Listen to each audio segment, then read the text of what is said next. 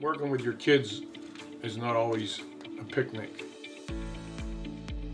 First of all, you're their dad, and usually you don't get smart until they get much older. So when they're young, you're dumb, and they're smart. When they get older, you start to get smarter. Daily, you get smarter daily. Yeah. So I remember one situation with my son Paul. He was on the back of the truck. We were painting, and That's a good one. being Italian, we like food, and he was concerned about when lunchtime was, and I didn't want to go to lunch at that point in time because I wanted to finish what we were doing, and then we were going to go to lunch. And he told me that he wasn't going to turn the buttons on because he wanted to eat now.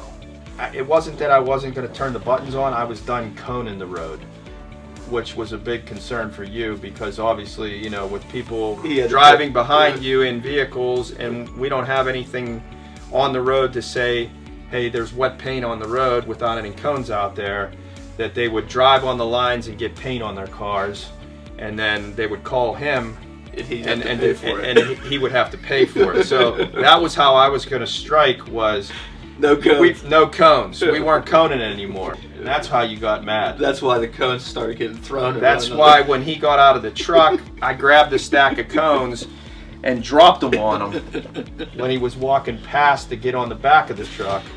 And then he started throwing cones at that point. People behind us probably thought we were insane. I don't know. If you remember that guy that was directly behind us, okay? He was holding on to his wheel with two hands, and he's watching this fight go on in front of him. And this guy never moved.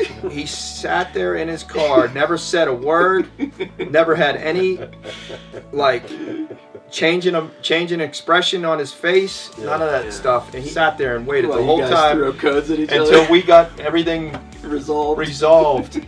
And then, did we end up going to lunch? Yeah, we ended up going to lunch. We did go to lunch. We painted first. How old was he at the time? I can't remember. He was young. High school?